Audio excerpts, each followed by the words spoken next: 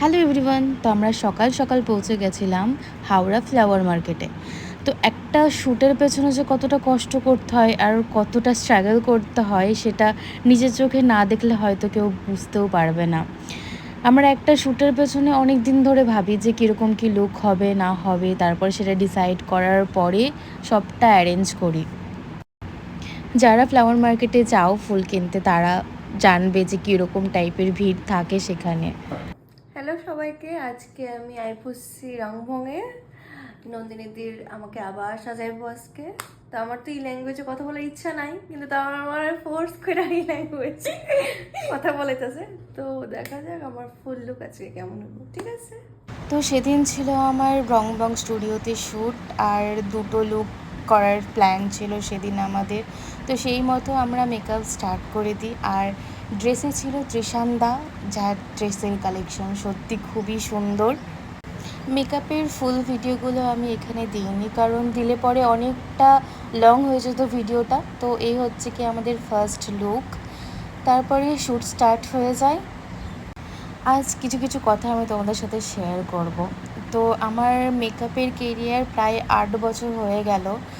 আগে একটা শ্যুটের পেছনে অনেক টাকা ইনভেস্ট করতে হতো, অনেক ভাবতে হতো কীরকম কী লুক করব না করব। এখনও তাই, আমি সেম।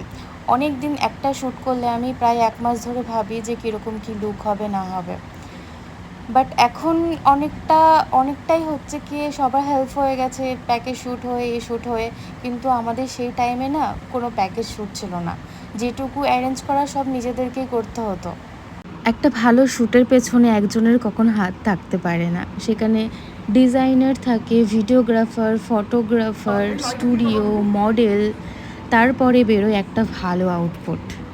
এখন একটা জিনিস ভালোভাবে বুঝতে পারি যে প্রোফাইলে কন্টেন্ট না থাকলে পরে কাজ পাওয়া যায় না। শো অফ করতে হবে মানুষের সামনে, তাহলেই ভালো কাজ পাওয়া যাবে।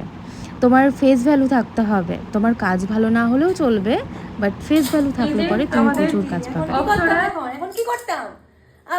যাই হোক, আমাদের শ্যুটটা আজ হাসি ঠাট্টা করতে করতে কমপ্লিট হয়ে গেল। খুব সুন্দর বেরিয়েছে দুটো শ্যুটের আউটপুট। তো তোমরা দেখতেই পাবে, ফটোগ্রাফার আর ভিডিওগ্রাফার ভিডিও আর ফটো দিলে পরে। তো অনেক কিছু বলার ছিল, থাক আর বলবো না আজকে, পরে বলবো কখনো এক সময় ভিডিওতে।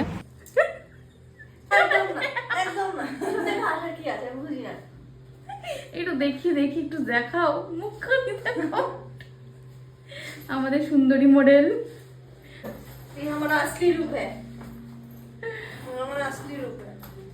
তোমার আসল রূপটাও সুন্দরী, আমাদের ন্যাচারাল বিউটি।